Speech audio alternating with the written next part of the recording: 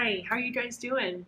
It's Friday, and so it's video time here at STAT. So my name is Liane Hernandez, and I am the Community Outreach and Education Director for the YWCA of Southern Arizona. All right, so when we're talking about also the way that we are navigating this world that we're living in, and this politicized world, I think it's really important that we have a basic understanding of the ways in which racism and structural racism in particular are affecting different folks and different people in our communities.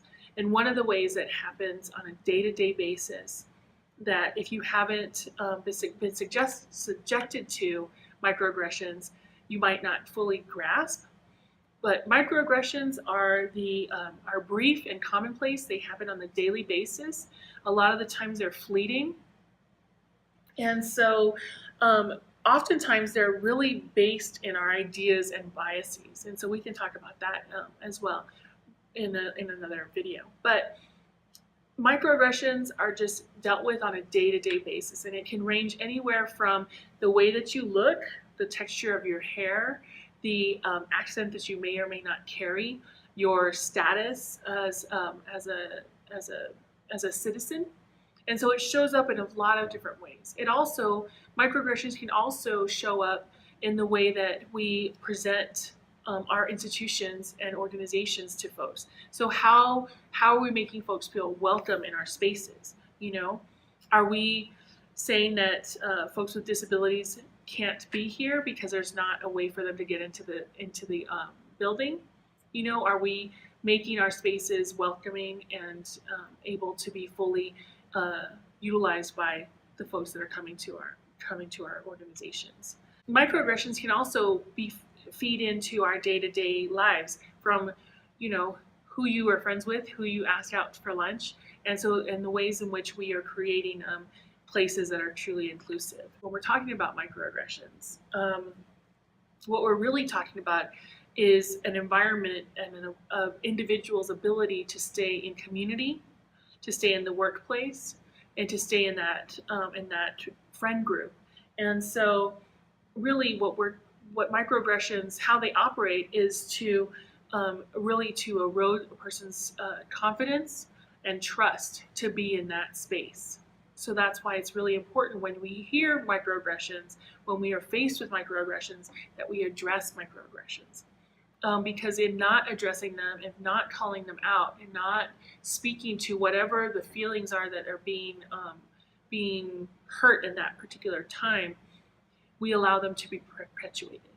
And that allows our spaces to not be safe for everyone to participate within them. Some of the things that happen when a person might hear a microaggression is that an entire dilemma begins to occur where you start to doubt, did I hear that right? Did they say that? Did I hear them incorrectly? Do I say something? Is it safe for me to say something at this point?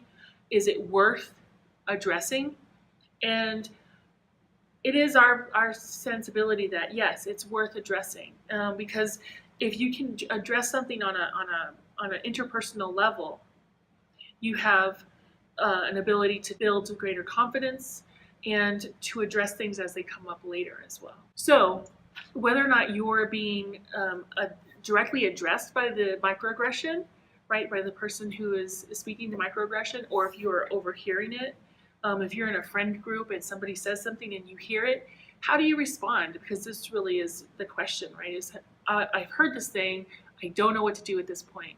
So there's a lot of ways that you can respond.